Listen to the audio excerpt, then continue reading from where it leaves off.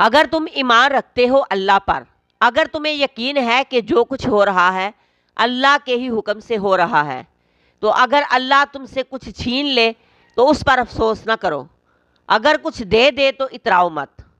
تمہیں اس بات کا یقین ہونا چاہیے کہ جو کچھ بھی اللہ نے میرے لیے طے کیا اس میں میرے لیے خیر ہی خیر ہے، چاہے ابھی مجھے کوئی فائدہ نظر نہیں آ رہا، لیکن یقیناً میرے لیے میرے رب کی طرف سے اس میں میرے لیے خیر ہے۔ ہم تو ظاہر کو دیکھ کر گھبرا جاتے ہیں، ظاہری دکھ، تکلیف، پریشانی، بیماری کو دیکھ کر پریشان ہو جاتے ہیں۔ ہمیں یہ نہیں پتا ہوتا کہ اسی دکھ، پریشانی، تکلیف کے پیچھے اللہ کی رحمت ہو۔ ارشاد باری تعالیٰ ہے،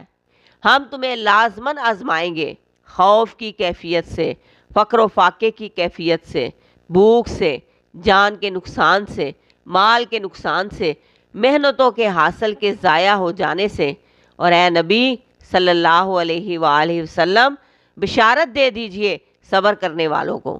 وہ لوگ کہ جب ان پر کوئی تکلیف آئے، کوئی مصیبت آئے، کوئی آزمائش آئے، وہ یہ کہیں کہ ہم اللہ ہی کے ہیں اور اللہ ہی کی طرف لوٹ جانا ہے۔